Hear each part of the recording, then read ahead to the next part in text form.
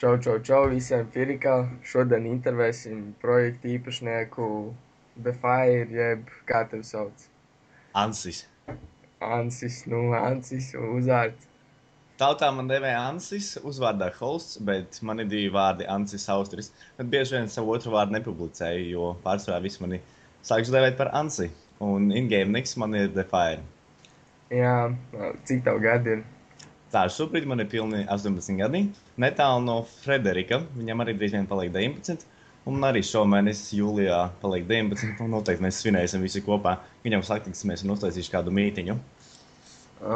Nu pastāst sīkāk par to mītu, kurš datums, uz kuru plāno. Ir tā, ka pirmā doma bija tāda, ka, kad savāksies pirmie 200 lietotāji formā, un vismaz kāda aktīvība būs 30, tad es uzrīkošu kādu mītiņu. Un tad, kad tuvosies tas skaitlis 200, tad es arī plānošu, kur kas ko kā. Iespējams, tas būs Rīgā, bet iespējams, tas būs kaut kādā pirtiņā. To es vēl izdomāšu. Skaidrs, abi. Kur tu dzīvo?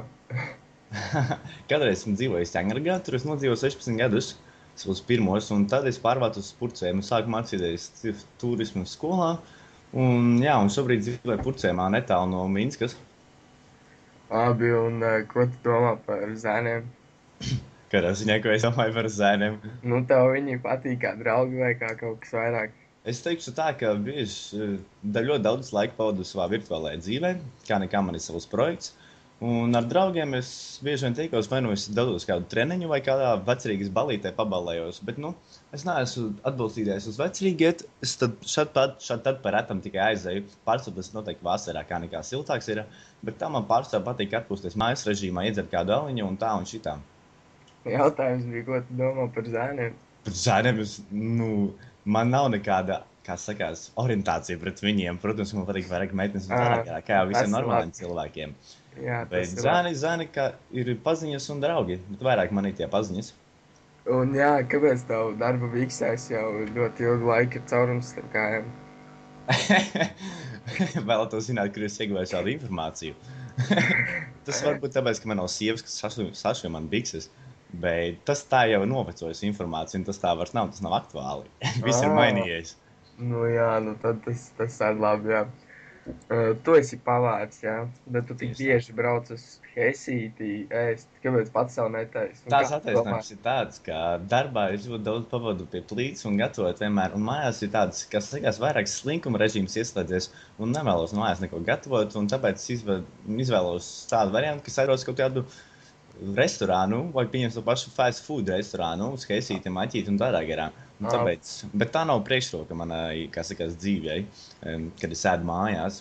Bieži vien es arī gatavoju mājās kādas mājas ēdienas un tā, bet nekur plaši es neizplašu, negatavoju neko tādu, ko es gatavoju darbā. Mājās gatavoju mājas ēdienas. Un, ja gribās kaut ko, kā sakās, ekskluzīvāku vai prastāku, tad es vienkārši aizbraucu uz maķīti kaut kādu. Tev ir draudzene? Jā, man ir draudzene.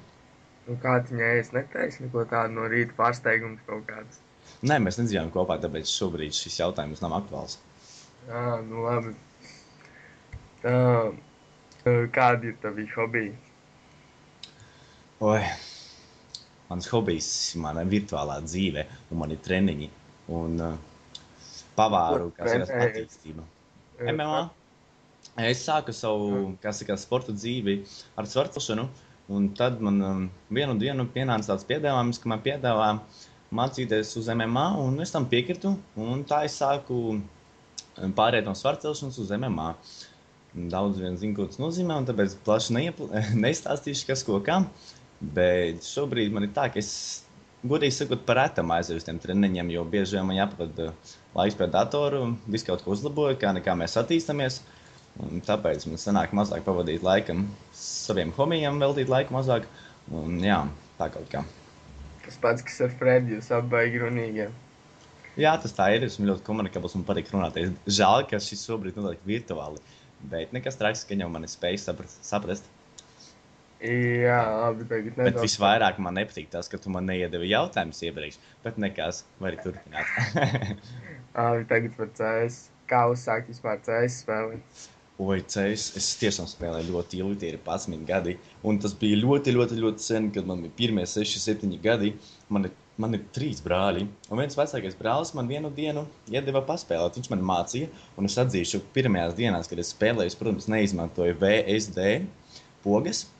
Es izmantoju būtiņu pogas, un pelītes arī īstenībā neizmantoju. Es kustējos ar būtiņām un šāvu ar enter pogu, un visvairāk man patika, ja es nemaldos, tā bija AIMAP, un tur brālis vienmēr lika spēlēt ar botiem un uzstādīja viņus tā, ka viņiem ir tikai ierodas kā nazis.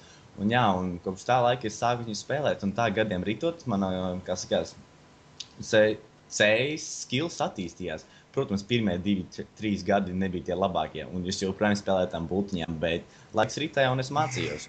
Tā arī es esmu tāds, kāds šobrīd esmu. Jā, labi.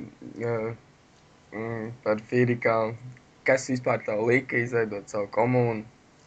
Teikšu, varbūt smieklīgi atbildi, kas šobrīd skanēs no manas mutes, bet bija tā, ka es vienu dienu spēlēju, bija jau pūkstens vēls, kādi 1-2 naktī, un man viens Skype'ā uzrakstīja, uztais savu projektu. Es to neuztveru nemaz kā joku tajā pašā brīdī, jo es domāju, ka, kāpēc gan ne, es vienmēr esmu par to domājis, vienreiz esmu mēģinājis pirms 2 gadiem, bet man nekas diži nesanāca, tāpēc, ka tur nebija finansiāls atbalsts pietiekoši liels, lai viņu pacelt uz augšu.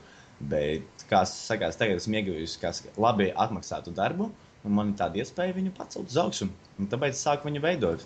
Un Firikala nosaukums veidojās no vārda Mirikala, no pasaules. Un tā viņš, kā sakās, nedaudz tie burti tika samainīti vietām un sanāca Firikala. Protams, visiem varbūt liekas sākumā kaut kāds ļoti grūti izrunājums vārds, bet es uzskatu, ka tas ir ar visiem projektiem līdzinājis pieredzes viņu lietot, to vārdu. Jā, ir kāds izteikts lietotājs no Firikala, kurš tev patīk vairāk vai nepatīk vairāk? Ir tā, ka bieži vien ir aktīvi spēlētāji. Ir aktīvi spēlētāji serveri un ir aktīvi spēlētāji fórumā. Bet ļoti izcēlušies neviens nav. Meitene izcēlusies, meitene arī ierodas ļoti bieži vien ir online, un viņi ir izcēlusies savu aktivitāti. Un aktīvākie lietotājs varētu teikt, tas pats būt Skyfalls, jeb tu, un prototīps. Tie ir 2 aktīvākie lietotāji formā, kurus katru dienu redzu, kad ienāk gan no rīta, gan vakarā. Tā nekas daudz diži nav vairs, kā sakās, izcēlies. Jā. Un, kādi ir tavi mīļākie ieroči mapas taisā? Vienmēr, kad esmu skatījies kādos projektos, kad kāds raksta sasveicināšanas topiku, tur rādīs punktus, kāds tavs mīļākais ierocis. Es nekad to punktu neesmu atbalstījis, tāpēc es uzskatu, ka tas ir jēli pateikt, kas tas mīļākais ierocis. Ir tā, ka, ja tev sanāk, ka viņš šauj tajā dienā, atkarīgs no tava garstāvokļa, tad tev arī viņš būs mīļākais ierocis tieši tajā dienā. Bet pārsvarā es lietoju kaut kādu M-čai vai dīglu un AVP. Tas ir visparastākie ieroči, bet es neteikšu, ka man ir kaut kāds mīļākais ierocis. No pistolām vienīgais, kas lietoju dīgls un tas OSP, bet par mīļāku ieroci nevarētu nosaukt nevienu. Tāpēc kāds atkarīgs no tā, kāds garstāvoklis man ir tajā dienā, ar kuru ieroci man iet labāk, ar to es arī šauju. Man nav mīļākā ieroča. Labi, pēdējais jautājums. Ko tu novēli Firikam?